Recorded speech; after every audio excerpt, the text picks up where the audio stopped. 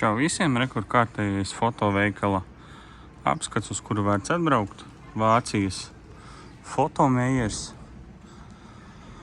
Un var nopirkt gan jaunus fočukus, tikko nopirku objektīvu.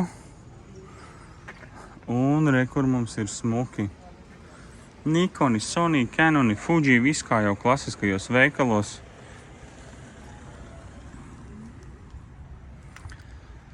Un pats interesantākais šajos veikalos man, protams, interesē ir vecā tehnika, kura paliek ar laiku arvien dārgāka. Nikoni, Canoni, viss kaut kas, kas mums ir. Rekur mums interesants stends.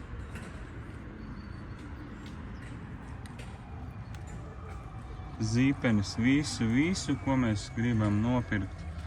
Rekur interesanti pačkot Nikoni D3S par 400 eiro, D5 1600 eiro, 750, 800 eiro. Reku mums ir pieejami arī visādas pērles, lumiksi. Tālāk ir binokļi, reku fotomējer. .d un ieiesim arī pašā veikalā, pačikosim, kas mums te interesants. Rekur pats veikals. Mani interesēja šis stends ar vecajām lēkām.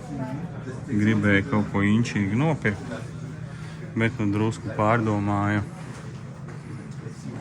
Reku mums ir visādi rolefleksi, gribējās šito paņemt, nebija liekas piķis līdzi, bet tā ir baigi interesanti.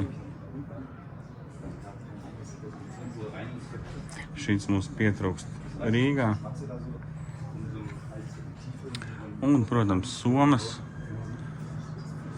Klasika somas, polaroīdi, siksniņas. Reku mums ir arī visādas meistara klasiskas forši. Protams, klasika ir droni.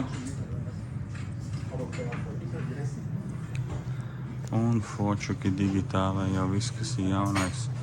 Rekurs stends var paskatīties. Samyangi, Lumiksi, Sony, Nikoni, Fuji, SL lēkas, atmiņu kartes. Un foršākais mums arī rekur bija pilnīgs trash, kur bērni varēja paņemt sev 2 kameras un pārdevēja vienkārši iedeva pa brīvu. Nu, interesants veikals, ko lai saka.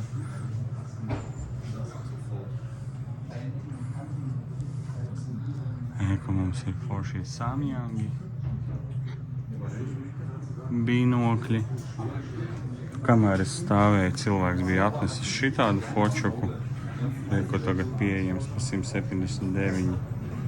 Tas ir man Froto. Reku šitāds kombo par 800 eiro. Reklamējas reku Nikon Z8. Reku kāds no ārpuses jau pēta.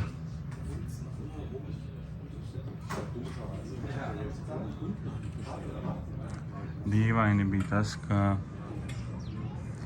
jaunās lēkas tādas kā M3, M6 tādas nebija pieejamas.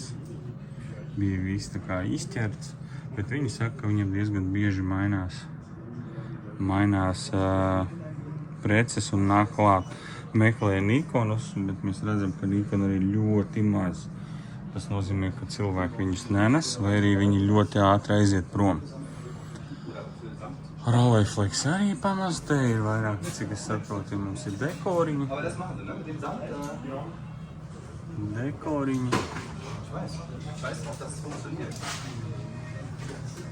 Nu tā, diezgan forši.